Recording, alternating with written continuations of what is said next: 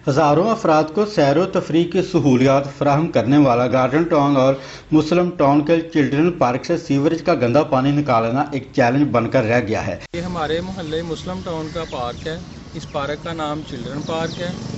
यहाँ सुबह early morning सभी लोग, बूढ़े, नौजवान, बच्चे, यंग पर्सनैलिटी इधर मॉर्निंग वॉक के लिए आते थे, लेकिन अभी ये जो पार्क मंजर पेश कर रहा है ये जोहर से भी बदतर है।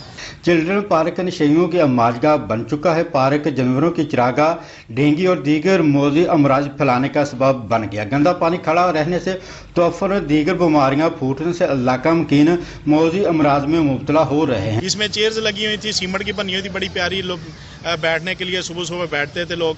अब वो भी टूट चुकी हैं। प्लाट सारे पानी, गंदे पानी से भरे हुए हैं, कचरे के ढेर लगे हुए हैं। लोगों ने इसमें जानवर तक बांध दिए हैं।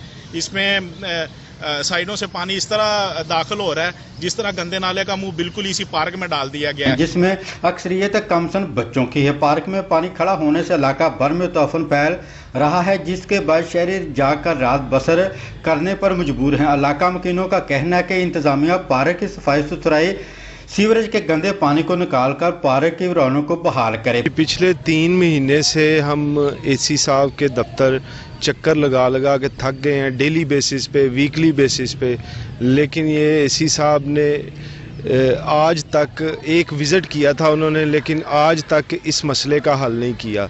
ना ही कमेटी वाले भी इधर चक्कर ही नहीं लगाते, और पूरी ग्राउंड में सीवरेज का गंदा पानी जो है वो दाखिल हो चुका है। पार्क में रात को नशेइयों के डेरे होते हैं और दिन को हमारी खवातीन सैर करने और बच्चे खेल कूद से महरूम होते हैं। इलाका मकीनों ने आला हुकाम से मुतालबा किया कि इस पार्क को फौरी तौर पर बहाल किया जाए ताकि लोग सेहतमंद जिंदगी बसर कर सके। कैमरामैन मलक आबिद के साथ वॉच न्यूज़, फैसलाबाद।